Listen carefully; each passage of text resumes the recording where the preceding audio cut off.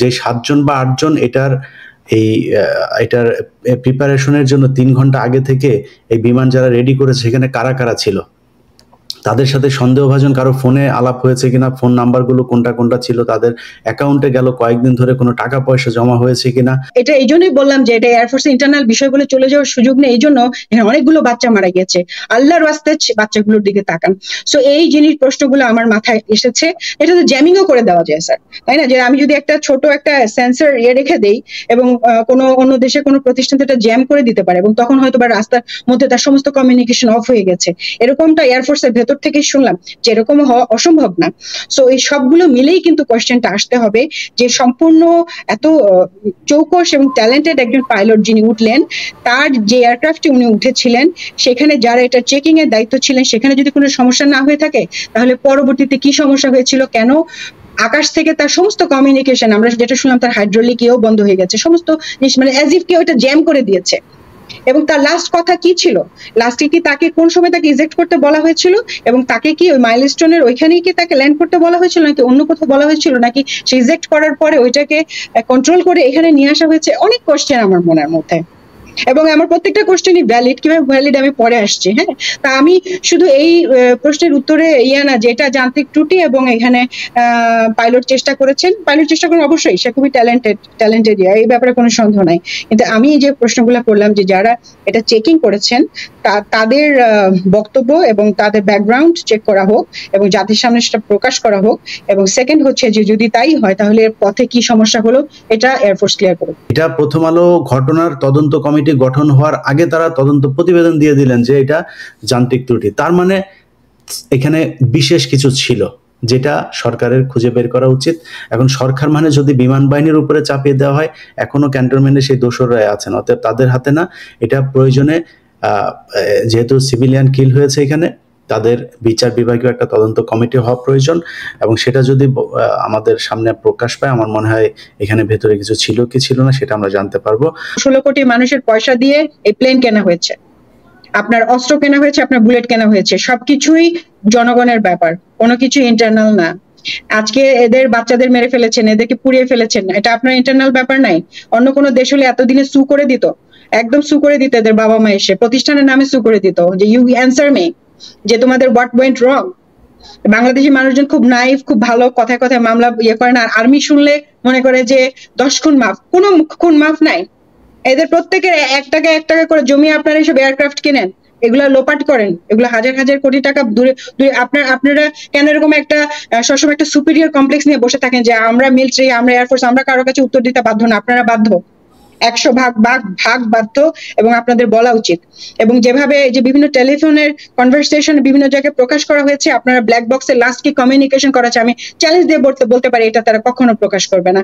Last এই তৌকিরের সাথে গ্রাউন্ডের কি কথা হয়েছিল, সে কি পরামর্শ চেয়েছিল যে স্যার আমি কি এখন ইজেকশন করার কথা যেহেতু সে সলো, অথবা ওনারা কোন পয়েন্টে তাকে ইজেকশন করতে বলেছে এবং কোথায় সে তাকে ল্যান্ড করার জন্য তারা পরামর্শ দিয়েছে, কেউ না কেউ কথা বলেছে, সেটা যদি ওনাদের সাহস থেকে প্রকাশ করুক। আমি আপনাকে চ্যালেঞ্জ দিয়ে বলতে পারি এটা ওনারা প্রকাশ করবেন না, কারণ এটারা আমি যখন আশরাফ মারা যায় আমি সমস্ত জায়গায় যে এই উত্তরটা আমি পাই নাই। এই যে তারা এই ধরনের হাস্যকর কথা বলার চেষ্টা করবে যে ব্ল্যাক বক্স ছিল না, ব্ল্যাক বক্স নাই, ব্ল্যাক বক্স তো থাকতে হবে ভাই। এয়ার কেস ইনভেস্টিগেশন তো আমরাও দেখি ন্যাশনাল জিওগ্রাফিক চ্যানেলে। বিমান বাহিনীর আধুনিকায়ন দরকার। আমরা কিছুদিন আগে ভারত এবং পাকিস্তানের যে যুদ্ধ দেখেছি, এখন আসলে 4th জেনারেশন 5th জেনারেশন এইসব জায়গায় এসে সেই আগের মতো ওই নিচে দিয়ে যুদ্ধ না, যুদ্ধ এখন সব উপরে।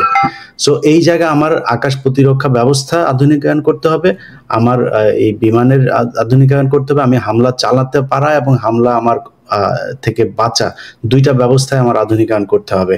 এই জায়গায় আমাদের মনে হয় নতুন করে ভেবে দেখা উচিত, আর কোনো মানুষের জীবন যাক আমরা এটা চাই না। আসসালামু আলাইকুম।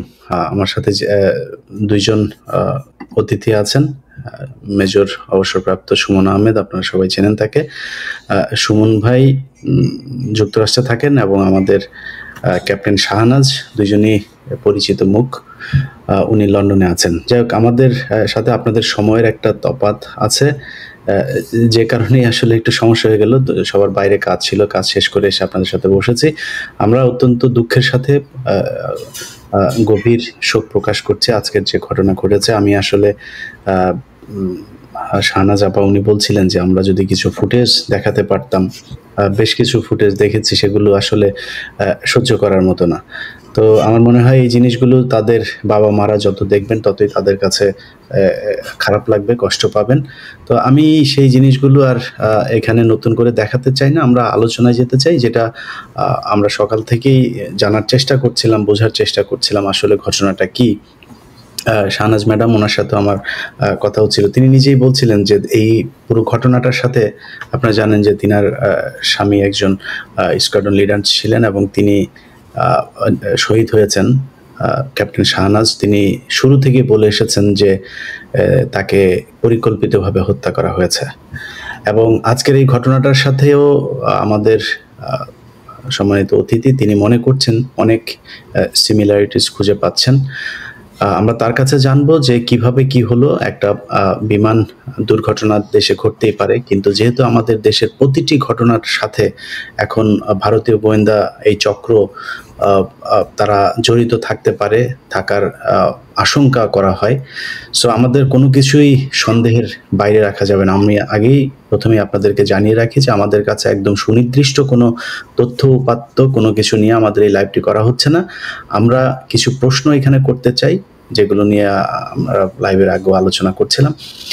সেই প্রশ্নগুলো আমার মনে হয় সরকার যদি গুরুত্ব সহকারে বিশ্লেষণ করেন, তদন্ত করে দেখার চেষ্টা করেন, যদি এখানে কোনো ধরনের ষড়যন্ত্র থেকে থাকেন, সেটা আমার মনে হয় বেরিয়ে আসবে। শাহনাজ আপা, আপনাদের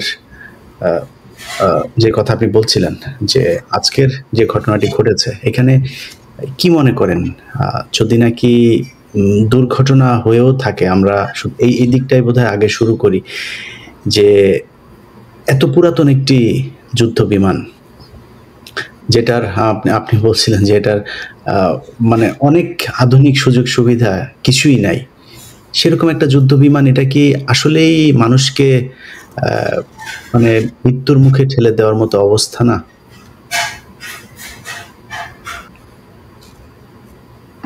গত আমার মনে হয় লাস্ট বিডিআর ঘটনার পরে আমি আপনার যে দিয়েছে, এরপর আসলে কোথাও আর কথা বলি নাই, বুকে পাথর চেপে একের পর এক ঘটনা দেখে যাচ্ছি, বিভিন্ন রকম ঘটনা দেশে হচ্ছে, এবং বোঝা যায় যে এত ফ্রিকোয়েন্টলি মানে একটা চক্র নাশকতার পরিকল্পনা একের পর এক করছে। এই জন্য আমাদের স্কেপটিক্যাল হওয়াই স্বাভাবিক। এবং আজকেও সারাটা দিন বুকে পাথর বেঁধেছিলাম, ভাবছিলাম যে এত মানুষ এত কিছু জানে, হ্যাঁ, যারা এটার সাথে যুক্ত বা এই ক্র্যাশের কাছে ছিল অথবা অর্গানাইজেশনের ভিতরে ছিল, তারা তো চুপ করে আছে, তারা তো কোনো কিছু বলছে না, আমি বলার কে? কিন্তু আসলে কি, যখন বাচ্চাগুলোর ফুটেজ দেখলাম যে ছোট ছোট বাচ্চা, গায়ে একটু চামড়াটাও তার অবশিষ্ট নাই, সে কাঁদছে, সে হাঁটছে, তখন আমার মনে হয়েছে যে আমাকে আল্লাহ প্রশ্ন করবেন যে তোমরা তোমাদের তো জবান দিয়েছিলাম আমরা, তোমাদের তো আমরা দিয়েছিলাম, প্রশ্ন করার জন্য জবান দিয়েছিলাম, তোমরা প্রশ্ন করনি কেন? সেই জায়গাটা থেকে আমার নিজের একটা বাচ্চা আছে, আসলে খুব খারাপ লেগেছে, এবং আমার মনে হয়েছে যে আসলেই মানে খুব গুরুত্বপূর্ণ প্রশ্ন, যে এবং যেটা আসলে তদন্তে সাহায্য রাখতে পারে, সেই কথাগুলো আমি বলতে চাই। আমি আপনারা অনেকে জেনে থাকবেন যে আমার হাজবেন্ড স্কোয়াড্রন লিডার আশরাফ ইবনে আহমেদ, BD 8899, উনি 2010 সালের 20 ডিসেম্বর একটি PT6 বিধ্বংস হয়ে মারা যান।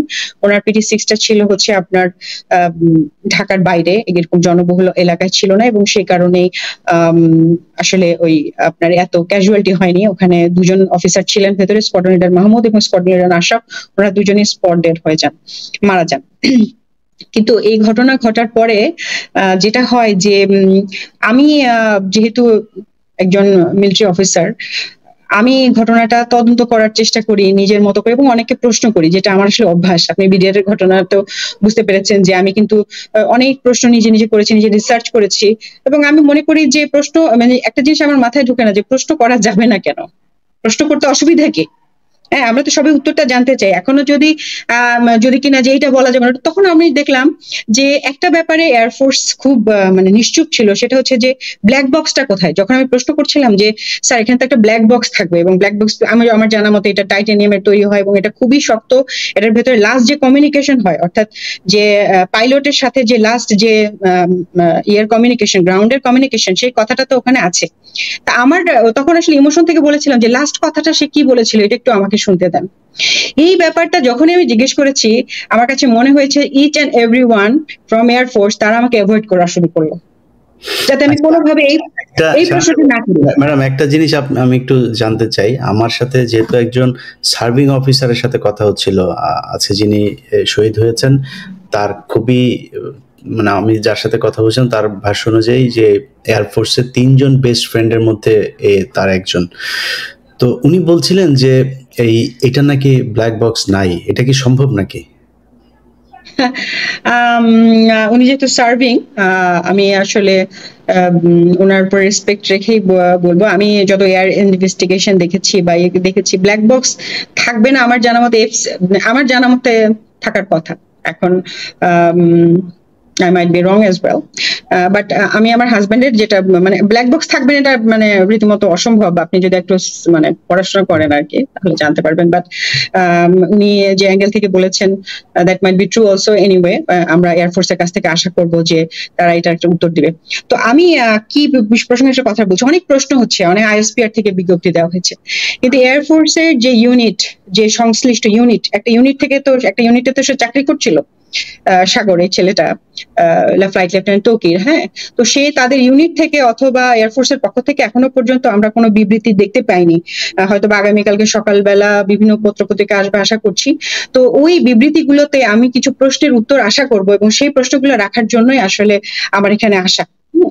আমার কাছে এই প্রশ্নগুলো গুরুত্বপূর্ণ না যে মানে কেন এটা ঘনবসতিপূর্ণ এলাকার উপর দিয়ে কেন প্রশিক্ষণ বিমান চললো বা করলো, এটা বহু বছর ধরে চলে আসছে। আচ্ছা, আপনি আমার কাছে একটা প্রশ্নের উত্তর দেন আগে। সেটা হলো যে বিআরটিএ তে যে এসব যে এত খারাপ খারাপ বাস চলে রাস্তাঘাটে, এগুলো কি কোনো ফিটনেস ছাড়া চলে না? প্রতি বছর তাদের ফিটনেস নিতে হয়, রাইট? তো একটা এয়ারক্রাফট, সেটার অবশ্যই ফিটনেস আছে, সার্টিফিকেট আছে, এটা বহু বারংবার চেক আপ হয়, এবং একজন পাইলটের জীবনের মূল্য যে অনেক বেশি, এটা এয়ারফোর্সও জানে। সো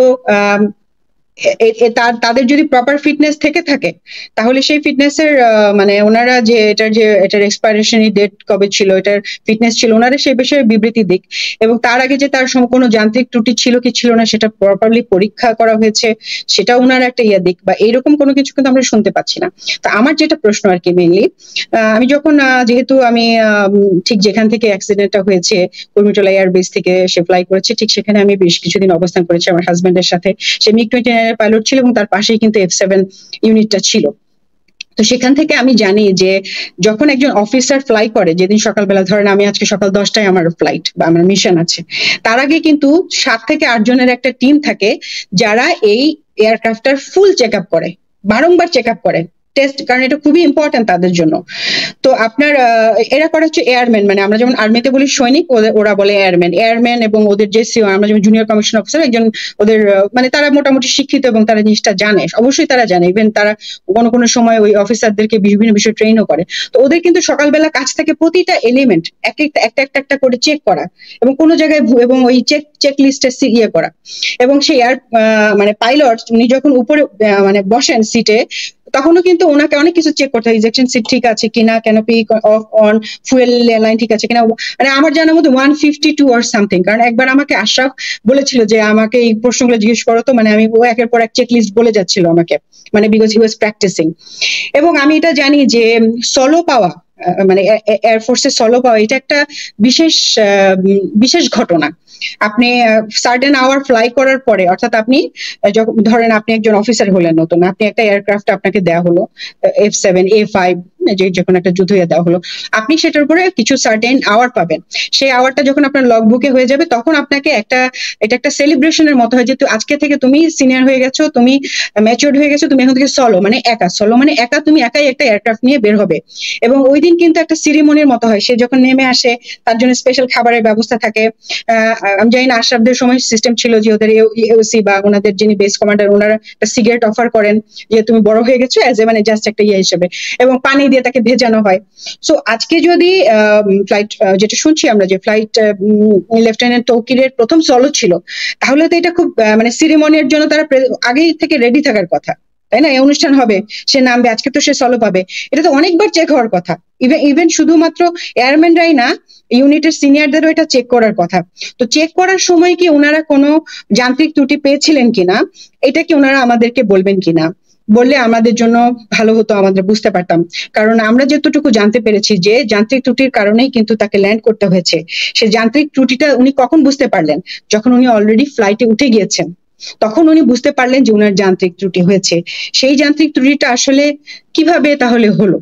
কিভাবে? এটা অনেক রকম কোশ্চেন আসতে পারে, এবং কোশ্চেন গুলো আসলে এখন কেউ করবে না, কিন্তু আমি মনে করি যে কোশ্চেন আমাদের রাখতে হবে, কোশ্চেন রাখতে হবে এটা। এবং এবং এয়ারফোর্সের যে এটা যান্ত্রিক ত্রুটির কারণে একটা ঘটনা, এটা ইন্টারনাল এয়ারফোর্সের ব্যাপার, এভাবে বলে চলে যাওয়ার কোনো সুযোগ নেই। এই কারণে যে এটা একটা ন্যাশনাল ইনসিডেন্ট। এখন এটা একটা কলেজকে হিট করেছে এবং 100-র উপরে লোক আহত হয়েছে, অনেক বাচ্চারা মারা গিয়েছে। অবশ্যই তাদের বাবা মায়ের উচিত করা, মামলা করা এবং জানতে চাওয়া যে এটা কোনো ত্রুটিপূর্ণ ছিল কিনা। এবং আমার মতে যে এয়ারম্যান বা যারা সকালবেলা চেক করেছেন, আমরা অবশ্যই তাদের মন্তব্য আশা করব এবং তদন্তে তাদের পরিষ্কারভাবে আমরা চাইবো যে জাতির কাছে, স্পেশালি এই বাবা মায়ের কাছে, যাদের বাচ্চারা মারা গিয়েছে তাদের কাছে ওনারা ক্লিয়ার করুক যে তারা সবকিছু ক্লিয়ারলি পেয়েছিলেন, যার কোনো যান্ত্রিক সমস্যা ছিল না। এবং আমি এটাও মনে করি যেহেতু পার্শ্ববর্তী দেশ থেকে অনেক রকমের হচ্ছে, অনেক রকমের উস্কানিমূলক কার্যক্রম হচ্ছে, হাসিনার এখনো লেসপেন্সাররা বিভিন্ন জায়গায়, মিলিটারিতে, এয়ারফোর্সে বলেন, সচিবালয়, বিভিন্ন জায়গায় রয়ে গিয়েছে, তারা একটা শ্যাডো গভর্নমেন্ট চালাচ্ছে, আমরা দেখতে পাচ্ছি। এটা ওপেন সিক্রেট, এটা লুকানোর কিছু নাই। তারা ইউনিস গভর্নমেন্টকে ফল করে ডিসেম্বরের মধ্যে তারা নির্বাচন করার জন্য they will go any Hasina তো বলেছেন উনি ঢাকা অ্যাটাকের প্ল্যান করছেন, একের পর এক উনি স্যাবোটাজ করে যাচ্ছেন। এই কারণে এই কোশ্চেন গুলো আসবে। আমার জানার ইচ্ছা যে 8 বা 7 জন ক্রু ওটা চেক করেছিলেন সকালবেলা, ওনাদের অ্যাকাউন্ট গুলো চেক করা হোক, ওনাদের সাথে কোনো বড় ধরনের টাকা পয়সার লেনদেন হয়েছে কিনা, কোনো বাইরের কোনো রাষ্ট্রের অথবা আমাদের দেশের ভেতরে কারো, এটা অবশ্যই চেক করা উচিত। তাদের স্টেটমেন্ট চেক করা উচিত, তাদের কোনো রিসেন্টলি কোনো বাইরের কোনো ব্যক্তির সাথে, ব্যক্তিবর্গের সাথে, তাদের কোনো সিভিলিয়ান ব্যক্তিবর্গের সাথে তাদের কথা হয়েছে কিনা। যদি না হয়ে থাকে ফাইন এন্ড ওকে, সমস্যা নাই, কিন্তু প্রশ্ন রাখতে অসুবিধা কি?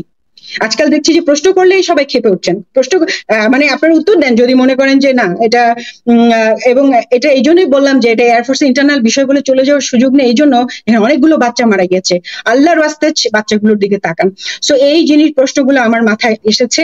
এটা তো জ্যামিংও করে দেওয়া যায় স্যার, তাই না? যে আমি যদি একটা ছোট একটা সেন্সর রেখে দেই এবং কোনো অন্য দেশে কোনো প্রতিষ্ঠান এটা জ্যাম করে দিতে পারে, এবং তখন হয়তো বা রাস্তার মধ্যে তার সমস্ত কমিউনিকেশন অফ হয়ে গেছে, এরকমটা এয়ারফোর্সের ভেতর থেকে শুনলাম যে এরকম হওয়া অসম্ভব না।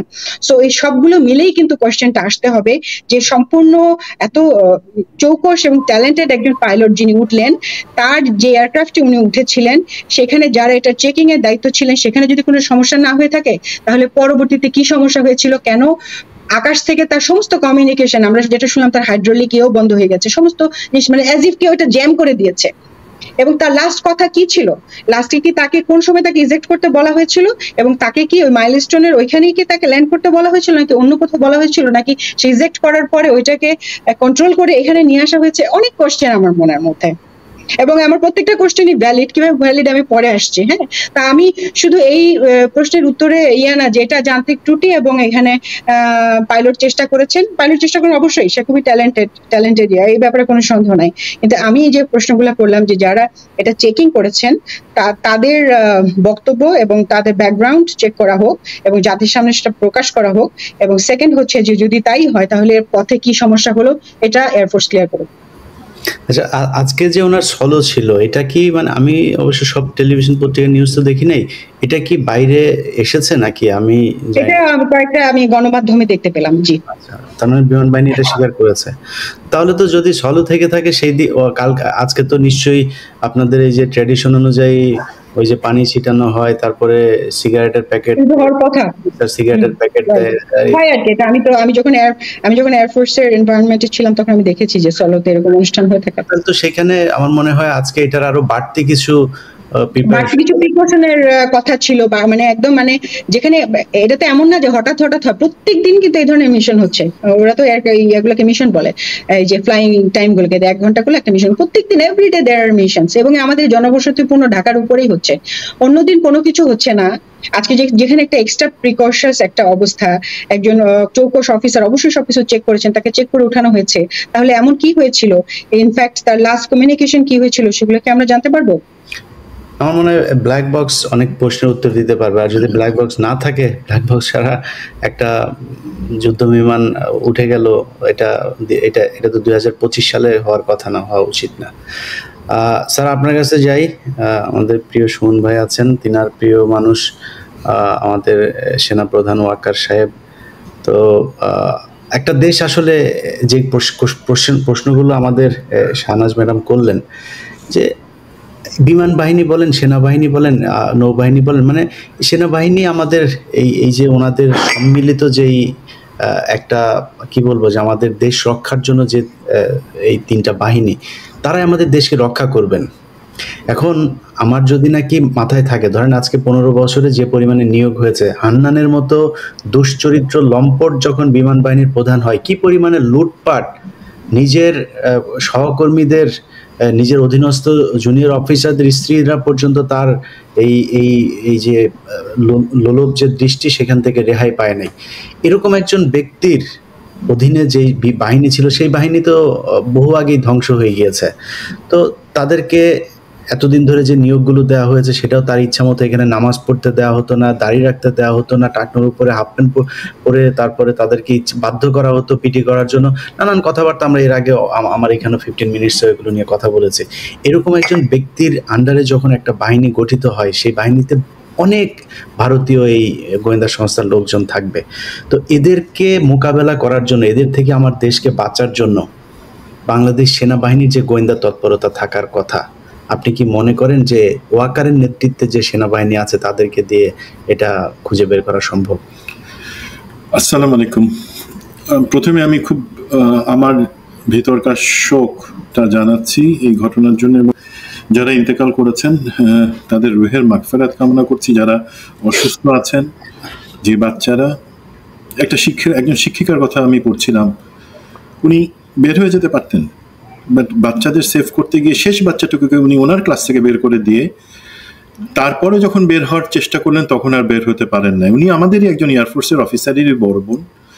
তো এইগুলা খুবই কষ্ট দেয় আমাদেরকে, এবং সেই আলোকে আমরা কি এই কষ্টগুলা পাইতে থাকবো, নাকি সেটার কোনো ব্যবস্থা নিব? ধরেন এই শোকের সময় আমি ইনফ্যাক্ট কারো ব্যক্তিগত চরিত্র বা অন্যান্য জিনিসটাতে এখন যাব না, সেটা আরেকদিন যাব। বাট প্রথমে একটু ক্লিয়ার করে নিই যে এই F7 ট্রেনিং যেই ফাইটার এয়ারক্রাফট, সেটাতে ব্ল্যাক বক্স থাকে, আমরা যেটাকে বলি ফ্লাইট ডেটা রেকর্ডার, অবশ্যই থাকে। থাকে না যদি কেউ আপনাকে বলে থাকে, তিনি হয়তো আপনার প্রশ্নটা বুঝতে পারেন না, বা যে কোনোভাবে যে এটা একটা মিথ্যা তথ্য আপনাকে দিচ্ছেন, এটা থাকে। এখন আমাদের গোয়েন্দা বা অন্যান্য বাহিনী অ্যাকচুয়ালি এইটার সাথে আমি তাদের মিল খুঁজতে মানে আসতেছি না, আমি এইটার ব্যাপারে অন্য ব্যাখ্যায় আসতেছি। বাট আপনারা যেহেতু প্রশ্ন করছেন যে গোয়েন্দারা এই অবস্থায় কি করতেছে এখন, যে বর্তমানে এটা ছাড়া অন্যান্য পরিস্থিতি, আমি যেটা বুঝতে পারতেছি, গোয়েন্দারা অ্যাকচুয়ালি ব্যস্ত অন্য সব কাজে, মানুষের চরিত্র হননের কাজে। যারা বিপ্লবের পক্ষে ছিলেন, যারা এখনো সোচ্চার আছেন, এই ইভেন শাহনাজের মতন, ক্যাপ্টেন শাহনাজের মতো যারা আছেন এখনো মাঠে, তাদেরকে তাদের চরিত্র হনন এবং বিভিন্নভাবে তাদেরকে প্ল্যান করে খারাপ কিছুর সাথে এঙ্গেজ করে লোকের সামনে দেখানো যে দেখো তোমরা তাদেরকে মনে করো বিপ্লবী, আসলে এরা হচ্ছে জঘন্য চরিত্রের লোক, তারা ডাকাতি করে, তারা তাদের মেয়ে ঘটিত সমস্যা আছে, এই ধরনের গল্প বানাইতে তারা ব্যস্ত। এবং আপনি যদি বলেন আজকে ডিজিএফআই এর কথা, ডিজিএফআই জেনারেল জাহাঙ্গীর সেটা ডিজি, বাট আমি জানি না জেনারেল জাহাঙ্গীরের অ্যাকচুয়ালি কোনো কন্ট্রোল ডিজিএফআই এর উপর আছেন কিনা। এই গত সপ্তাহ দুয়েক আগে ডিজিএফআইতে 2জন ব্যুরো প্রধান হয়েছেন, খুব ইম্পর্টেন্ট ব্যুরো, যারা রাজনৈতিক, নির্বাচন এবং সন্ত্রাস বিরোধী অভিযান সমস্ত কিছুর দায়িত্বে থাকে। সেই 2টা ব্যুরোতে 2জন ব্রিগেডিয়ার জেনারেলকে পোস্টিং করা হয়েছে।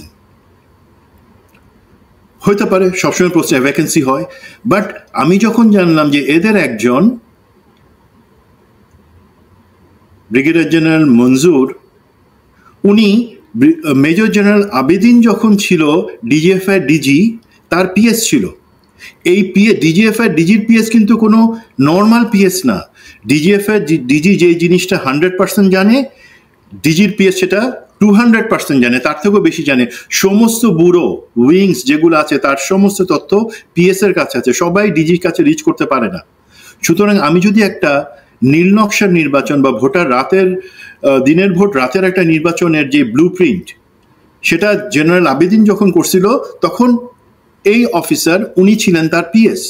তার মানে সেই টেক্সট বুক তার পড়া আছে, সেই মতো লোককে আবার সেখানে বসানো হয়েছে। আবার ব্রিগেডিয়ার জেনারেল জুনায়েদকে বসানো হয়েছে সেখানে, যিনি এনএসএতে চাকরি করছেন এবং তিনিও কিন্তু আমাদের যেই সমস্ত মেজর জেনারেলরা আজকে দেশ ছাড়া, গুম খুন এই সমস্ত অভিযোগের কারণে, তাদের সাথে ঘনিষ্ঠ একজনকে সেখানে বসানো হয়েছে।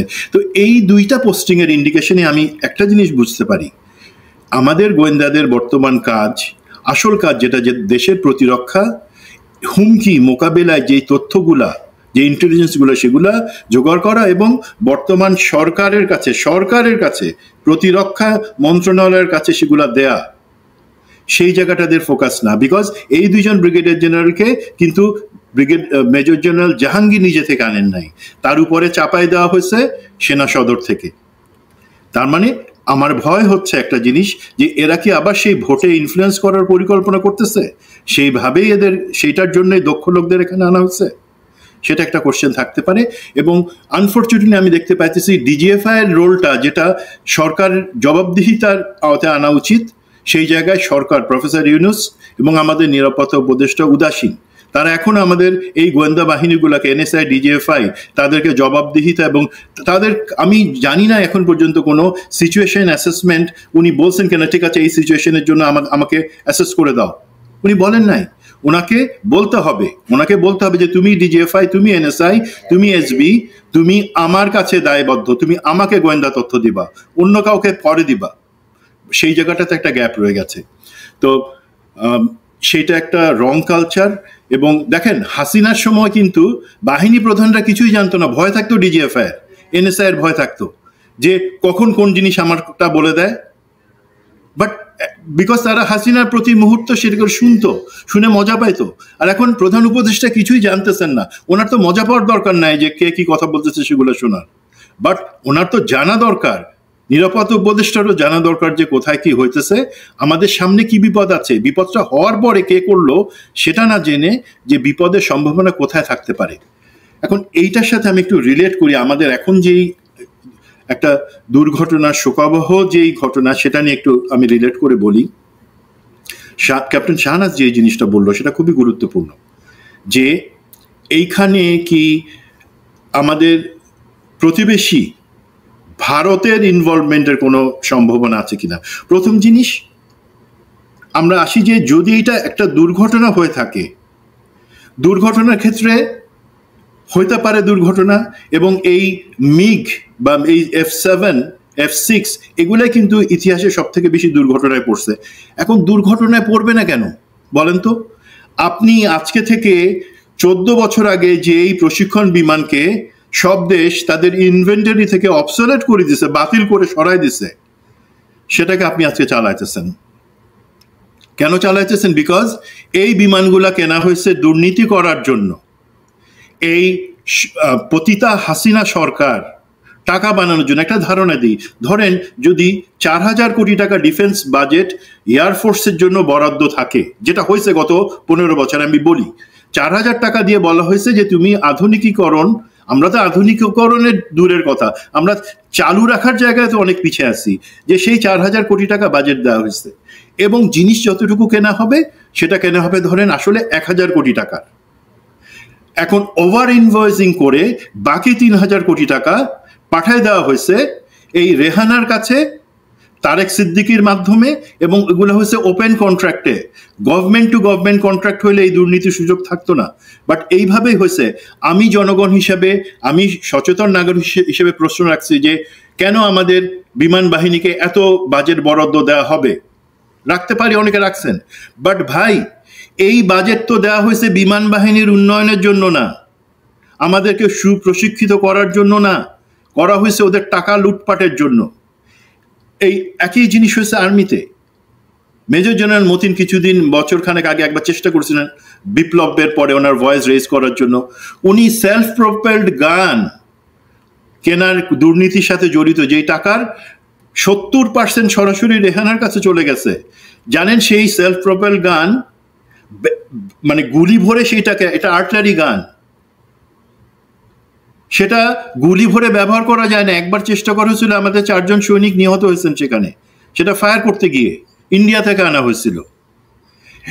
এখনো সেইভাবে আমরা বলি ডিফেন্স বাজেট যেটা আছে সেটা যুক্তিযুক্ত, বাট সমস্যা কোথায়? আমাদের ডিফেন্স বাজেট যদি 10,000 কোটি টাকা হয়, তার মধ্যে মাত্র 2,000 কোটি টাকার জিনিস সত্যিকার অর্থে কেনা হয়। বাকি 8,000 কোটি টাকা বা 80% জিনিস রাজনৈতিক নেতারা চেটে পুঁতে যে শুধু তা খান তা না, ওনারা সেটা খান। একই সাথে আমাদের এই যে ইফতেখার এবং এখানে এতগুলো শিশু মারা গেল, আমাদের এখানে এই পর্যন্ত যত ধরনের এই প্রশিক্ষণ বিমান দুর্ঘটনা হয়েছে, সেগুলার প্রত্যেকটা রক্তের দায় তাদের হাতে। তারা সরকারকে তুষ্ট রাখবার জন্য, খুনি হাসিনাকে তুষ্ট রাখবার জন্য এই পারচেজ বা ডিফেন্স পারচেজের নামে এগুলা করে আসছেন। তো এই জায়গায় তার মানে দুর্ঘটনা যদি হয়, কারণ আমরা রদ্দি মাল ব্যবহার করতেছিলাম, লোহা লক্কর হয়ে যাওয়া পুরনো জিনিস ব্যবহার করতেছিলাম। কেন আমরা সেটা ব্যবহার করতেছিলাম? That is a question.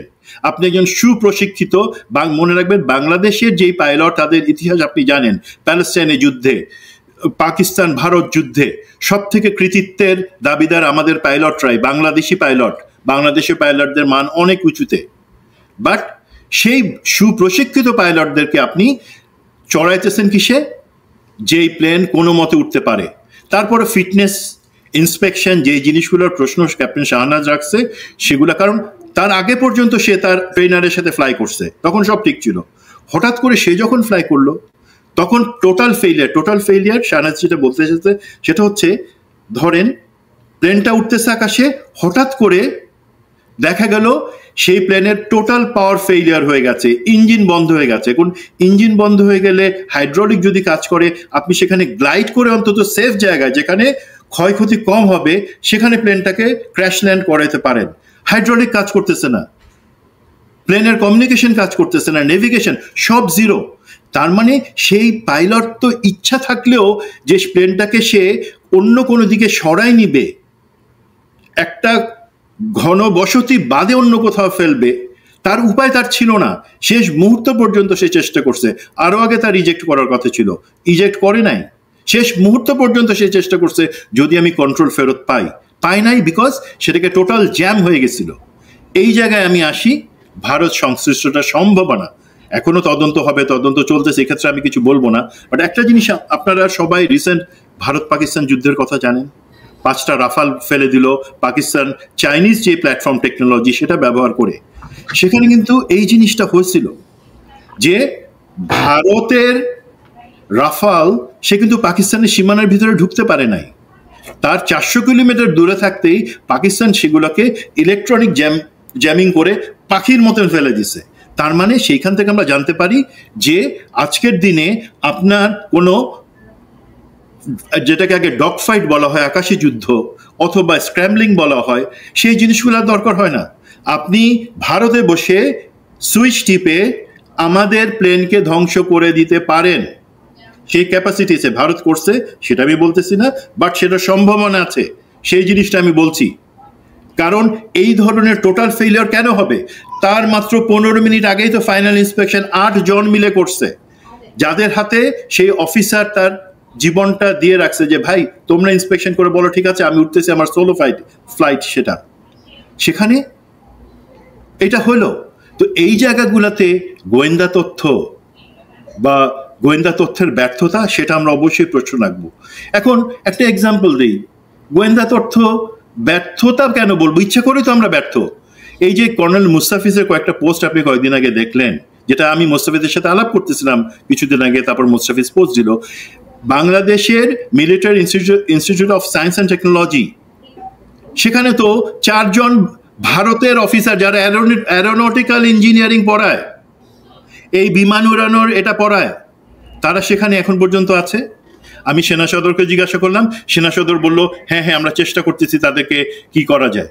1 বছর হয়ে গেল বিপ্লবের, তারা এত বছর ধরে এখানে আছে, ভারতীয় অফিসার, তারা আমাদের এখানে এবং তারা অ্যারোনটিক্যাল ইঞ্জিনিয়ার কোয়ালিফাইড ভারতীয় এয়ারফোর্সের অফিসার, তারা যে এখানে বসে আর কোনো ঘুটু পাকাইতেছে না, সেটা আপনারা বুঝতে পারতেছেন না? আপনাদের চিন্তা নেই কোনো কিছু? আপনাদেরকে এতবার বলবার পর আপনারা সেই কথা শুনতেছেন না? সো দিস ইজ সামথিং আমরা জেনে বুঝে কিন্তু এই ইন্ডিয়ার চরদেরকে, ভারতের একটা দেশপ্রেমিক ভারতীয় সেনা, সে কি করবে? সে কি আমাদের স্বার্থ দেখবে নাকি ভারতের স্বার্থ দেখবে? তাদের মধ্যে একজন যদি কোনোভাবে একটা সেন্সার, কারণ MIC অ্যারোনটিক্যাল ইঞ্জিনিয়ারিং এ যারা পড়াইতেছে তাদের কিন্তু অ্যাক্সেস আছে, তাদের সুযোগ আছে আমাদের যে কোনো ইনস্টিটিউশনে যাওয়ার জন্য, আমাদের ট্রেনিং ফ্যাসিলিটিতে যাওয়ার জন্য। একটা মাছির থেকেও ছোট্ট একটা সেন্সার যদি কোথাও আমাদের প্রতিটা এয়ারক্রাফটে লাগায় দেয়, যেগুলো চিটাগংয়ে আছে, কক্সবাজারে আছে, ঢাকাতে আছে, সেই জায়গায় আপনি তখন পাখির মতো সেগুলোকে আকাশ থেকে ফেলে দিতে পারবেন। সেটা তো জাস্ট একটা কাগজের প্লেন হয়ে যাবে, কোনো কন্ট্রোল থাকবে না। তো আমি মনে করি এটা প্রশ্ন না, যে সন্দেহ না, আমাকে তারা বলুক, আমাদের গোয়েন্দা কর্তৃপক্ষ, আমাদের সেনা কর্তৃপক্ষ, আমাদের সরকার বলুক, কেন এখন পর্যন্ত জেনে বুঝে তারা ভারতীয় সামরিক বাহিনীর অফিসারদেরকে আমাদের প্রশিক্ষণ ইনস্টিটিউশনগুলোতে রাখতেছে? That is a big question.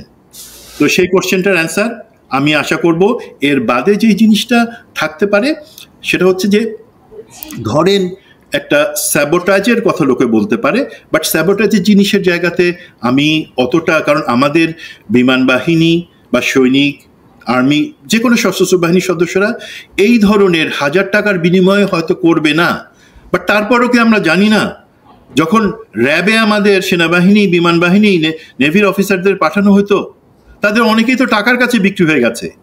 তারা তো শপথ নিয়ে, আমরা তো কসম কাটি আল্লাহর নামে যে আমি বাংলাদেশের জনগণ এবং সংবিধানকে সমুন্নত রাখবার জন্য আমার জীবন দিব, যেটা এই অফিসার করছে। শেষ পর্যন্ত সে চেষ্টা করছে যাতে বাঁচাইতে পারে নাই, বাট সেই শপথ নেওয়ার পরে তো অনেকে বিভিন্ন সংস্থা গিয়ে, ডিজিএফআইতে গিয়ে, NSIতে গিয়ে, র্যাবে গিয়ে আমাদের ভাই ব্রাদার অফিসারদেরকেই তারা গুমখুম করছে।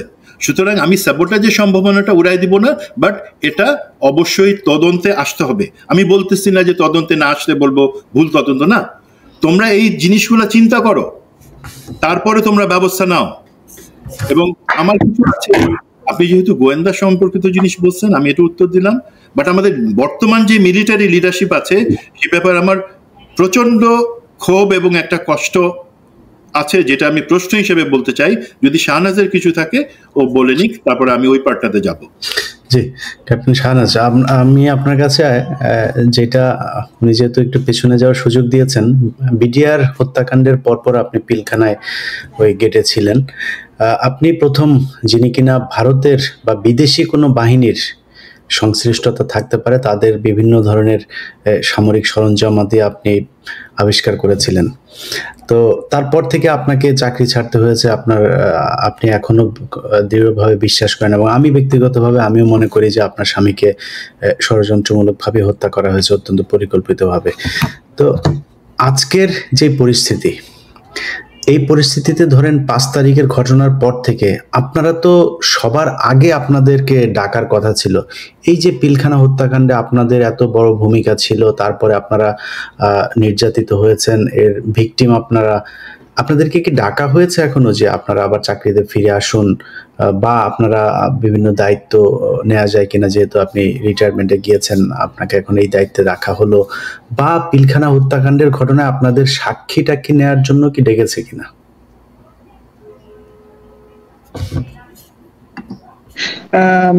এটা যে রেগুলারলি মনে হয় মাত্র আনমিউটেড হলো, সাক্ষী নেওয়ার জন্য ডাকা হয়েছে বিডিআর যে কমিশন, এবং আমি খুব আনন্দিত যে আমার মনে আছে যে আমি 20 অগস্ট বা এরকম, মানে জাস্ট অগস্টের পরপরই কনসোলার ভাইয়ের প্রোগ্রামে এসে বলেছিলাম যে এগুলো আমার প্রশ্ন, জাস্ট আমার আমার আমার প্রশ্ন, এবং তারপরে আমার প্রশ্ন রাখার পরে আরো অনেকে প্রশ্ন করেছেন, তারপরে কিন্তু তদন্ত কমিশন গঠিত হয়েছে, এবং তারপরে আরো এখন এটা নিয়ে, এবং এখন কিন্তু আর অনেক কিছু বের হয়ে আসছে। প্রশ্ন করতে হয়, যে জন্য আমরা আজকে আবার প্রশ্ন করছি, যে প্রশ্ন করতে হয়। এবং মানে এখন আর সেই যুগ নাই যে আপনি বলবেন যে এটা আমাদের ইন্টারনাল ব্যাপার। কিছু আপনার ইন্টারনাল ব্যাপার না, সব এই 12-16 কোটি মানুষের পয়সা দিয়ে এই প্লেন কেনা হয়েছে, আপনার অস্ত্র কেনা হয়েছে, আপনার বুলেট কেনা হয়েছে, সবকিছুই জনগণের ব্যাপার, কোনো কিছু ইন্টারনাল না।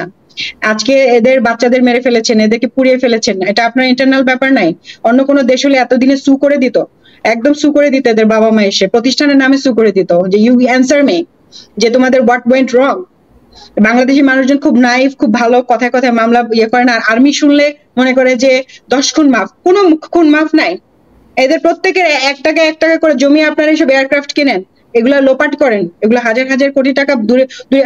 আপনারা কেন এরকম একটা সবসময় একটা সুপিরিয়র কমপ্লেক্স নিয়ে বসে থাকেন যে আমরা মিলিটারি, আমরা এয়ারফোর্স, আমরা কারোর কাছে উত্তর দিতে বাধ্য না? আপনারা বাধ্য, 100 ভাগ বাধ্য, এবং আপনাদের বলা উচিত। এবং যেভাবে যে বিভিন্ন টেলিফোনের কনভারসেশন বিভিন্ন জায়গায় প্রকাশ করা হয়েছে, আপনারা ব্ল্যাক বক্সে লাস্ট কি কমিউনিকেশন করেছে, আমি চ্যালেঞ্জ দিয়ে বলতে পারি এটা তারা কখনো প্রকাশ করবে না। লাস্ট এই তৌকিরের সাথে গ্রাউন্ডের কি কথা হয়েছিল? সে কি পরামর্শ চেয়েছিল যে স্যার আমি কি এখন ইজেকশন করবো, করার কথা যেহেতু সে সলো, অথবা ওনারা কোন পয়েন্টে তাকে ইজেকশন করতে বলেছে, এবং কোথায় সে তাকে ল্যান্ড করার জন্য তারা পরামর্শ দিয়েছে, কেউ না কেউ কথা বলেছে। সেটা যদি ওনাদের সাহস থেকে প্রকাশ করুক, আমি আপনাকে চ্যালেঞ্জ দিয়ে বলতে পারি এটা ওনারা প্রকাশ করবেন না। কারণ এটার আমি যখন আশরাফ মারা যায়, আমি সমস্ত জায়গায় যে এই উত্তরটা আমি পাই নাই। এই যে তারা এই ধরনের হাস্যকর কথা বলার চেষ্টা করবে যে ব্ল্যাক বক্স ছিল না, ব্ল্যাক বক্স নাই। ব্ল্যাক বক্স তো থাকতে হবে ভাই। এয়ার কেস ইনভেস্টিগেশন তো আমরাও দেখি ন্যাশনাল জিওগ্রাফিক চ্যানেলে। হ্যাঁ, মানে এখন ওই সময় নাই যে আপনি কিছু একটা বুঝিয়ে দিবেন মানুষকে। সবার কাছেই কিছু না কিছু পড়াশোনার ম্যাটেরিয়াল আছে, সবার ব্রেইন আছে, সবাই বিভিন্ন বিষয়ে অনেক এক্সপার্ট। গ্রামের মানুষজন তো কত কিছু বোঝে, কাজে একপাক্ষিক ভাবে কথা বলার আসলে কোনো সুযোগ নেই।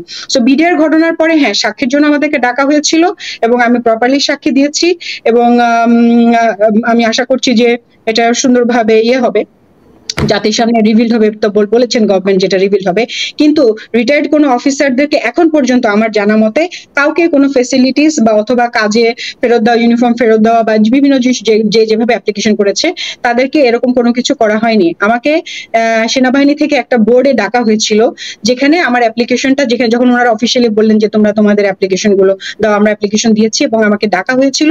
সে ডাকা পর্যন্ত সেখানে গিয়েও আমি আমার কথা বলে এসেছি, কিন্তু এটার কোনো ডিসপোজাল বা উত্তর আমাদেরকে দেওয়া হয়নি যে আমাদেরকে কোনো মানে কোন ধরনের ফেসিলিটি অথবা কোনো কাজে আমাদেরকে ওনারা নিয়োগ করতে চান কিনা, এই ধরনের কোনো বিবৃতি বা কোনো কিছু আমরা আর্মি থেকে পাইনি।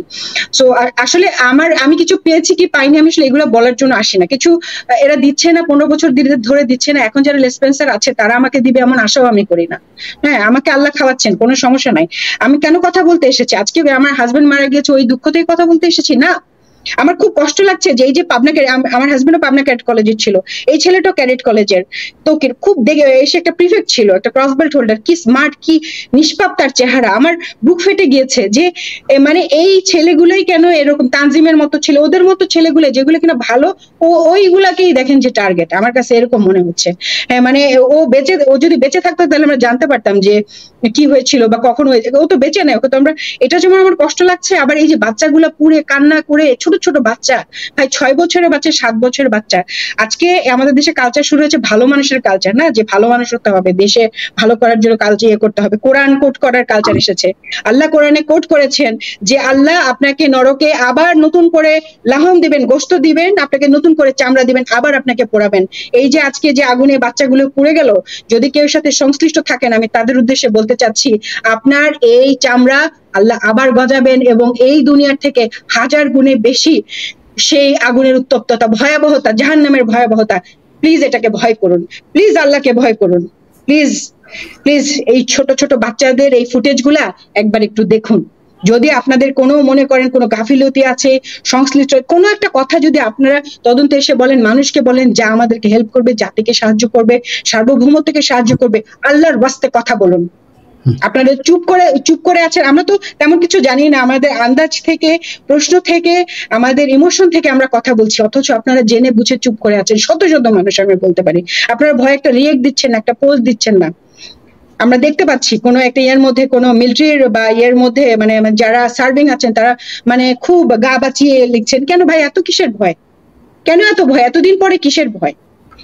এবং আমি লাস্ট একটা কথা বলবো স্যারের কাছে যাওয়ার আগে, আপনারা যারা ডিজিএফ এনএসআই যে স্যারা বললেন যে আমরা বিভিন্ন সময় মনে হচ্ছে যেন আপনাদের সংশ্লিষ্টতা ছাড়া তো এই স্যাবোটাজ গুলো সম্ভব না, এক এক পর এক একটা ঘটনা আপনারা তো আগে থেকে ফোনে সব শুনতে পান, তাহলে এত বড় বড় ঘটনা হয়ে যাচ্ছে, ভিডিও হয়ে যাচ্ছে, ম্যাসিভ আকারে মিডিয়াতে চলে আসছে। আগে তো হাসিনার আমলে তো মিডিয়া খুব হাইলি কন্ট্রোল ছিল, মিডিয়া কন্ট্রোল রুমই ছিল ডিজিএফ এর ভিতরে। এখন তো আমরা দেখতে পাচ্ছি যে যেটা সামনে আনা দরকার সেভাবে হচ্ছে। আপনারা যে কাজগুলো করছেন, আপনারা যদি এটাই করবেন তাহলে আপনারা হাসিনাকে যেতে দিলেন কেন? রেখে দিতেন ওনাকে। উনি যখন চলে গিয়েছে এবং যেতে বাধ্য হয়েছে, ইউ চেঞ্জ ইউর সাইড নাও, উনি আপনাদেরকে বাঁচাতে পারবেন, আই গ্যারান্টি ইউ। আপনারা ভাবছেন যে হ্যাঁ একটা বছর পরে হোক না ইলেকশন, বিএনপি আসুক বা ইয়ে আসুক, আমাদেরকে তারা সেফ দিবে, এরকম কথা হয়েছে, আমরা পরবর্তীতে আওয়ামী লীগকে আবার বিএনপির নামে এরকম করে নিয়ে আসবে। এটা যদি আপনারা ভেবে থাকেন, বোকার স্বর্গে বাস করছেন। Please change your side right now. এই বাচ্চাগুলির দিকে তাকান, এতগুলো মানুষ মারা যাচ্ছে, এতগুলো ঘটনা আসছে, ধর্ষণের ঘটনা হচ্ছে, এগুলো আপনারা প্লিজ একটু দেখেন এবং আল্লাহর কথা একবার ভাবেন। Fear Allah, fear Allah at this point, and আল্লাহর ওয়াস্তে আপনাদের সাইড চেঞ্জ করেন, দেশের পক্ষে আসেন। আমাদের দেশের সার্বভৌমত্বকে রক্ষা করা আপনাদের কাজ, অন্য দেশের পক্ষ এই দেশের মানুষকে মেরে ফেলা আপনার কাজ না। ধন্যবাদ। মেজর সুমন। জি, আমি একটু দুই তিনটা জিনিস আমার দিক থেকে বলতে চাই। প্রথম জিনিস হচ্ছে, আমি একটু আগে যেটা বললাম যে আমাদের প্রতিরক্ষা বাজেট, যেক্ষেত্রে আমরা সবাই জানি বর্তমানে যে সরকার, অন্তর্বর্তী সরকার, তারা নিশ্চয়ই অতটুকু জানতে পারছে যে ডিফেন্স বাজেটে হাজার হাজার কোটি টাকা বরাদ্দ করে সেটা আসলে লুটপাট করে নিয়ে যাওয়া হয়েছে। আমাদের প্রতিরক্ষা বাহিনী, বিশেষ করে বিমান বাহিনীর যে সক্ষমতা, সেটাকে সম্পূর্ণ ধ্বংস করে দেওয়া হয়েছে। কার স্বার্থে? ভারতের স্বার্থে। এবং বলা হয়েছে যে হাসিনার কাছে যখন বলা হলো শেষবারে যে আমাদের তো একদম কিছু নাই, এটা পাবলিকলি আমি ডিটেলসে যাব না, কারণ আমাদের শত্রু, আমরা কতটা দুর্বল সেটা শত্রুকে দেখানোর কোনো দরকার নাই। বাট হাসিনা তখন বলল, কেন এয়ার ডিফেন্স সিস্টেম আছে না, সেটা তো নতুন করে করতেছি। আরে অসুস্থ, অভদ্র, অশিক্ষিত মহিলা, তুই কি জানিস যে একটা ফাইটার এয়ারক্রাফট বা বোমারের যে কাজ, সেটা এয়ার ডিফেন্সের সিস্টেমের সেই কাজ না? সেগুলো সম্পূর্ণ আলাদা জিনিস। অথবা শুধুমাত্র আপনি একটা গ্লাস নিয়ে পানি ছাড়া পানি খাওয়ার অভিনয় করতে পারেন না যদি পানি না থাকে। তো সেগুলা কিনতে দিল না। আনফর্চুনেটলি আমাদের বর্তমান সরকার আসবার পরেও একটা জায়গায় আমি হালকা হইলেও ক্রেডিট দিব আমাদের বিমান বাহিনী প্রধানকে। উনি আমাদের বিমান বাহিনীর যে করুণ দশা, সেটা নিয়ে একটা প্ল্যান নিয়ে বললেন যে ইমিডিয়েটলি এই জিনিসগুলো, নাম বলেন বিমান বাহিনী প্রধান, নাম বলেন বর্তমান যেই প্রধান আছে। মানুষ আবার হান্নানের কথা মনে করতে পারে। হান্নান, শুনেন, সরি টু সে, একটা বাহিনী প্রধান তো দূরের কথা, সে যে এয়ারফোর্সের একজন ছিল, এয়ারফোর্সের চিফ, বা সেটা বলতেও লজ্জা লাগে, বিকজ তাকে মানুষ হিসেবে আমি স্বীকার করতে নারাজ। হ্যাঁ, তো শুধু টাকা মেরে খাওয়া না, অন্যান্য অনেক জিনিস আছে। তো বর্তমান যে বিমান বাহিনী প্রধান, তার ব্যাপারে আমার অনেক কোশ্চেন আছে এবং আমি অ্যাকচুয়ালি তার পদত্যাগ দাবি করব এখন অন্য একটা যুক্তি দিয়ে। তো এখন আমাদের সরকারের কাছে বললেন যে এই জিনিস লং টার্ম, শর্ট টার্ম, এগুলো আমাদের ইমিডিয়েটলি দরকার, মেনটেনেন্স প্লাস জিনিস কেনা।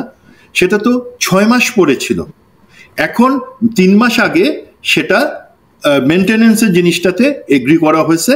বাট সেগুলো কিন্তু অনেক, এই জায়গাগুলোতে অবহেলা করলে কি হয় তার একটা এক্সাম্পল আমরা দেখতে পারলাম। সুতরাং আমি সরকার, নিরাপত্তা উপদেষ্টা এবং সংশ্লিষ্ট যারা আছে, যারা আমাদেরকে শুধু আধুনিকীকরণ তো দূরের কথা, আমাদেরকে একদম পুরা প্রস্তর যুগ, পাথরের যুগে ফেলে রাখছে ইচ্ছা করে ভারতের স্বার্থ রক্ষা করবার জন্য, তাদের আমি পদত্যাগ দাবি করতেছি।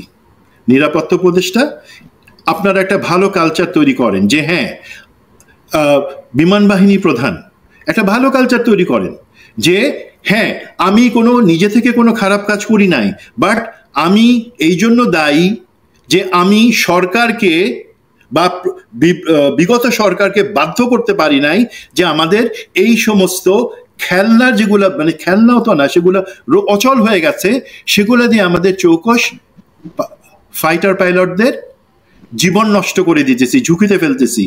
এবং আজকে শুধু সেইটা হলো না, আজকে তার সাথে অগণিত মানুষের, শিশুর প্রাণ চলে গেল। সেই নৈতিক দিক থেকে আপনারা বলবেন যে আপনাদের কথা শুনে নেয়, আপনারা হাসিনারে বলছিলেন হাসিনা টাকা কামাইতে, রেহানা টাকা কামাইতে ব্যস্ত ছিল। আরে ভাই, আপনি পদত্যাগ করেন নাই কেন?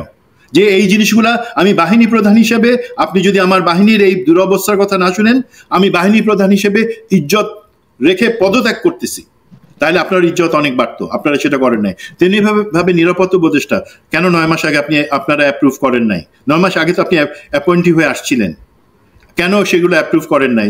আমাদেরকে জবাব দেন। জবাব না দিতে চাইলে ভদ্রভাবে পদত্যাগ করেন। তো এগুলা হচ্ছে আমার জিনিস। আরেকটা জিনিস আমি বলি, আমাদের লিডারশিপ শুধু দোষ দিব না, আমাদের নিজেদের মধ্যে কি সমস্যা। আমাদের মধ্যে কিন্তু সার্ভিং এবং রিটায়ার্ড, মানে চাকুরিরত এবং রিটায়ার্ড একটা দ্বন্দ্ব সুকৌশলে গোয়েন্দা। সেক্ষেত্রে আমি director military intelligence brigadier general আজাদকে সরাসরি আমি দায়ী করতেছি। আজকে ব্রিগেডিয়ার জেনারেল আজাদ এই দ্বন্দ্বটা শুরু করে দিছে যে সমস্ত সার্ভিং অফিসাররা খারাপ, মানে তাদেরকে ডাকাত বানাও। কেউ ডাকাতি করলে অবশ্যই সে ঘৃণ্য, পুলিশের ব্যবস্থা হবে, বাট তাকে আমি নাটক সাজাই, কারণ সে একজন বিপ্লবী, নাটক সাজাই, তাকে আমি দেখাবো যে সে ডাকাতি করতে গিয়ে ধরা খাইছে। তার আগে তাকে আমি টাকা দিয়ে বশ করার চেষ্টা করছি, বলছি তুমি ওই 5 জন অফিসার যারা রিটায়ার্ড বেশি বেশি কথা বলতেছে তাদের নামে একটু গল্প ছড়াও, তাহলে তুমি আমাদের টাকা পাবা। উনি সেই কথা শুনলেন না। তখন তাকে আমি যেহেতু শুনি নাই তাদের কথা, তাদেরই ষড়যন্ত্রে পা রাখি নাই, আমাকে আজকে ডাকাত মানে একটা গল্প ছেড়ে দিল। তো এই জিনিসগুলা হচ্ছে ডিজিএফআইয়ের কাজ না, এগুলো সরাসরি director military intelligence brigadier general Azad সে নিজে থেকে এগুলো করতেছে। এবং তার সাথে কিছু সাংবাদিক আছে, আমি সব সাংবাদিকের নাম বলবো না। এই আপনারা শুধু খেয়াল রাখবেন এই ঘটনা গল্পগুলা কারা বাজারে ছাড়তেছে, তারাই বুঝবেন যে মিলিটারি ইন্টেলিজেন্স এবং ডিজিএফআইয়ের টাকা আর কে খায়। এখন আসি এই যে এই সার্ভিং এবং মিলিটারি অফিসারদের মধ্যে, মানে রিটায়ার্ড অফিসারদের মধ্যে দ্বন্দ্ব, সেটা একটা এক্সাম্পল দিয়ে, এবং জিনিসটা ধর্মীয় দৃষ্টিকোণ থেকে সেটা শিরক নাকি অন্য কিছু সেটা আমি বিবেচনায় যাব না, আল্লাহ সেটার বিচার করবেন। জেনারেল ওয়াকার এর আগেরটাতে, এই গত দরবারের আগের দরবারে যখন উনি অ্যাড্রেস করলেন লোকজনের কাছে এবং অনেক বড় বড় কথা বললেন, অভিভাবকহীন এবং অন্যান্য কিছু, সেখানে বগুড়ার সেনানিবাসের একজন সিনিয়র অফিসার তিনি দাঁড়ায় জেনারেল ওই ওয়াকারের ব্যাপারে সাপোর্ট করতে গিয়ে প্রথমে যে কথাটা বললেন সেটা হচ্ছে, আমরা জানি কোরআনের এই আয়াতটা ফাবিআইহি আলাই রাব্বিকুমা তুকাজ্জিবান, তোমরা অতঃপর তার কোন কোন অনুদানকে অস্বীকার করবে। এইটা বলে সে আবার কি বললো জানেন? বললো তাহলে আমরা জেনারেল ওয়াকারের কোন কোন অবদানকে অস্বীকার করব। আমি বলতেছি আল্লাহ আমাকে মাফ করে দিক, এই কথাটা উচ্চারণ করো আমার জন্য পাপ। তারপর আমি বললাম যে আমরা কি মানুষকে খোদার কাছাকাছি নিয়ে যেতে চাইতেছি? লোকের কাছে, সৈনিকের কাছে সে কত বড় মাপের মানুষ, সে ঘৃণাযোগ্য মানুষ না, সেটা বোঝানোর জন্য এই ধরনের একটা আয়াত উদ্ধৃত করে সেটা জেনারেল ওয়াকারের সাথে মিলায় আমি বলতেছি। আমি আবারও বলি, এটা শিরক কিনা সেই লাইনে আমি যাইতেছি না, বাট এটা অত্যন্ত জঘন্য কাজ। জেনারেল ওয়াকার, আপনি কি এই তেলটুকু খাইছিলেন? এই 1 ড্রাম আলকাতরা তেল তো না আলকাতরা হয়ে গেছে, সেটাকে আপনি খাইছিলেন? আমার তো মনে হয় খাইছেন। না হলে আপনি সেই অফিসারকে কেন শৃঙ্খলার আওতায় আনলেন না? কেন আপনি ক্লিয়ার করলেন না সেই দরবারের মধ্যেই যে না, আমরা কখনো ধর্মকে ব্যবহার করে কোনো কিছু বলবো না, কাউকে লিডার হিসেবে উঁচুতে নিব না, 1 নাম্বার। 2 নাম্বার, কোনোভাবেই আমরা আল্লাহ সুবহানাহু তাআলার সাথে কাউকেও তুলনা করার স্পর্ধা কারো হবে না। শুরু হয়েছে গতকাল থেকে। এই ধরনের অফিসাররাই তো প্রমোশন পাওয়ার জন্য এই ধরনের অসভ্য কাজ করে, এবং তারা আবার একই সাথে সেই দরবারে বলে যে আমাদের সেনাবাহিনীর গৌরব এবং ঐতিহ্যকে নষ্ট করার জন্য কিছু রিটায়ার্ড অফিসার কাজ করতেছে। আর এবার রিটায়ার্ড অফিসারের কি ঢাল আছে, তলোয়ার আছে? আমরা শুধুমাত্র তোমাদের বড় ভাই হিসাবে, তোমাদের সাথী হিসেবে তোমাদের সাথে একসাথে চাকরি করছিলাম, তোমাদের গ্র্যান্ড ফাদারের সাথে একসময় চাকরি করছিলাম, সেই জন্য তোমাদের ভুলটা সংশোধন করে দিয়ে চাই যে তোমরা সঠিক পথে থাকো। তোমাদের মতো তো আমরা ভাই গুম খুন করতে পারি নাই।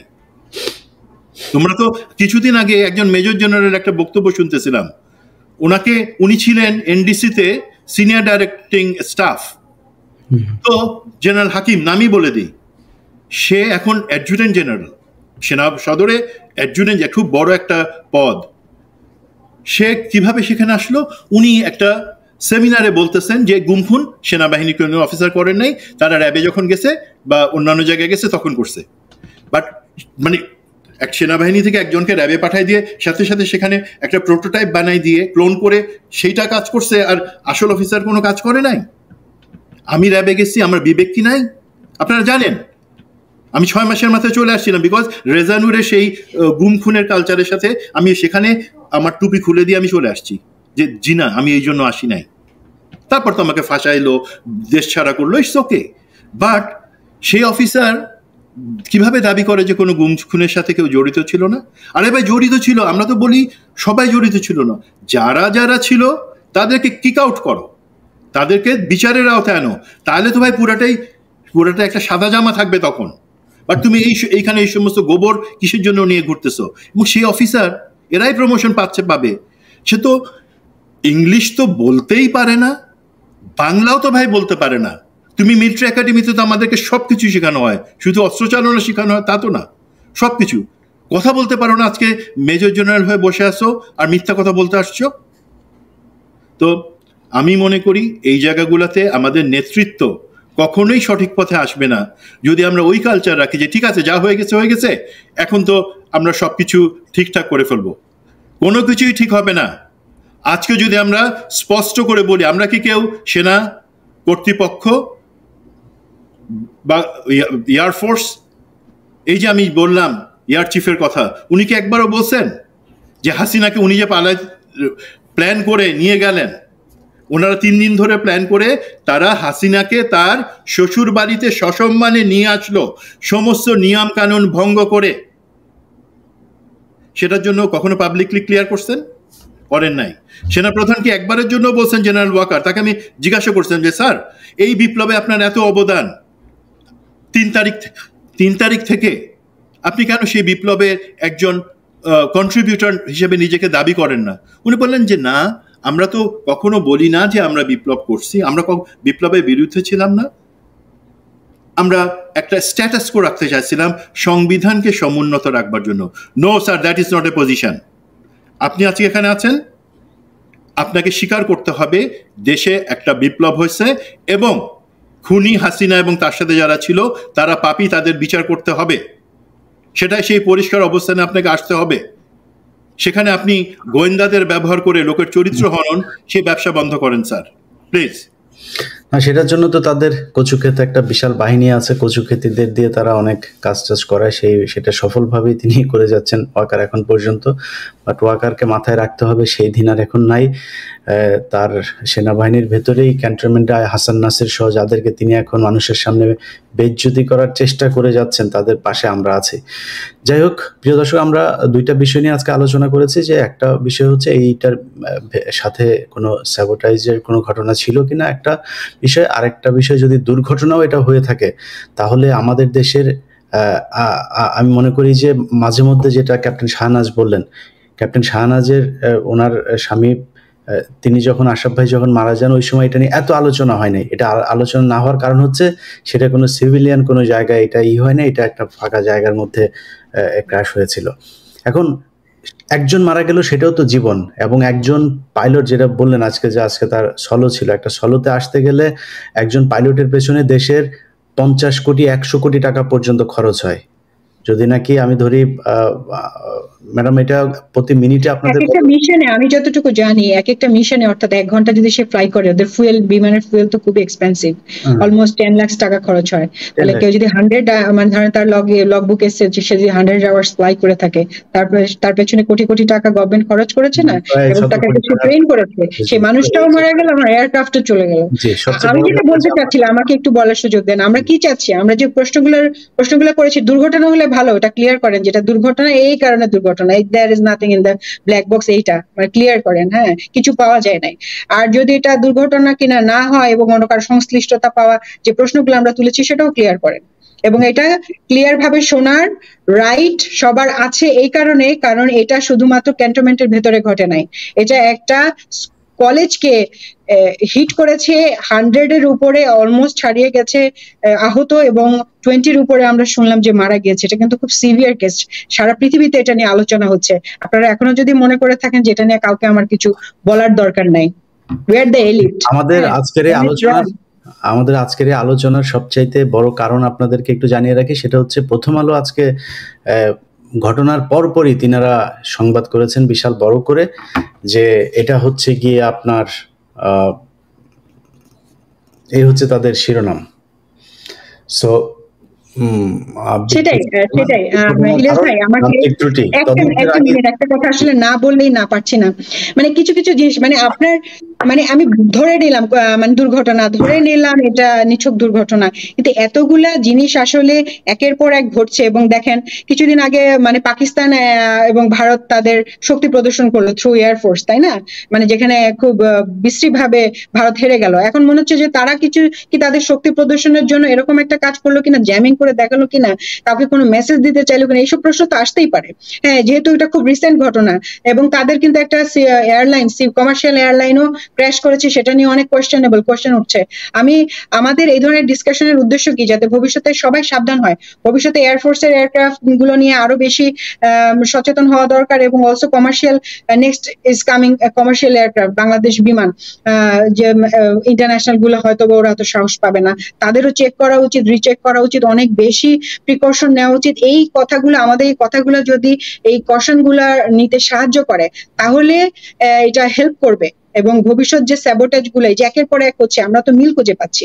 আরেকটা কথা মনে পড়লো যে আশরাফ একদিন, আমার মনে আছে 2009-এ তো আমি চাকরি ছাড়লাম 2009-এর জুলাইতে, 2009-এর জানুয়ারি থেকে আপনার মার্চ এপ্রিল, এখনো যদি ব্যাকডেটে এয়ারফোর্স খোঁজে নেয় তাহলে জানতে পারবে, একদিন আশরাফ সন্ধ্যা 8টার সময় একটা কল পেলো তার এয়ারবেস থেকে। সে খুব মানে বিরক্ত হলো যে ওই সময় আসলে মানে যে কাজে তাকে ডাকা হয়েছে ওই কাজটা তার করার কথা না। সে একদম ড্রেস পরে, তাদের যে ড্রেস থাকে ওই ড্রেস পরে সে গেল এবং আসলো। সে এসে বললো যে মানে এমন একটা জিনিস আমাকে করতে হলো, আসলে খুব মানে খারাপ লাগলো। কি করতে হলো? ও তখন MiG-29-এর পাইলট ছিল।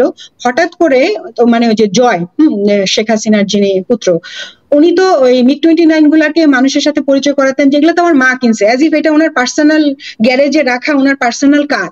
উনি কিন্তু এইভাবে ওনার কিছু আমেরিকান ফ্রেন্ড আসছে, তাদের সাথে উনি ড্রিঙ্ক করছিলেন, এক পর্যায়ে বলছে চলো তোমাদেরকে এয়ারক্রাফট দেখাবো।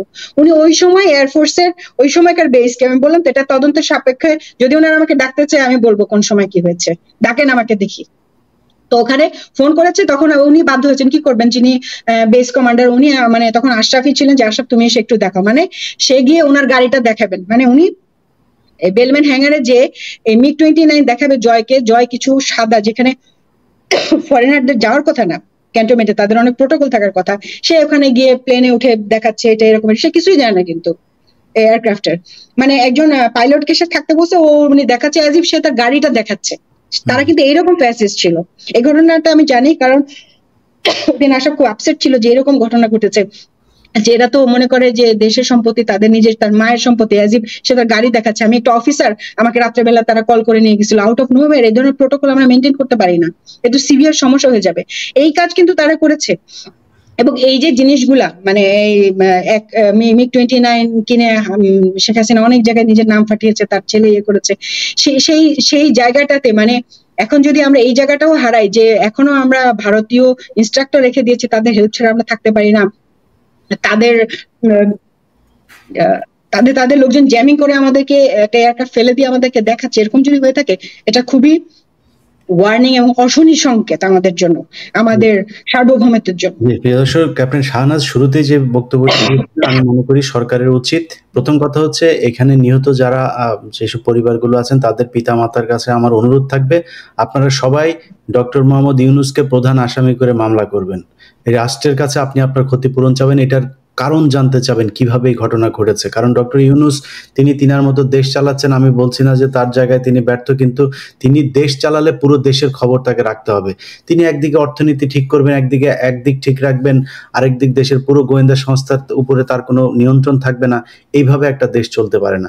সো তাকে জবাব দিতে হবে যে এটা কিভাবে হয়েছে, কেন হয়েছে, এটার পরবর্তীতে আর যে এই ধরনের ঘটনা ঘটবে না।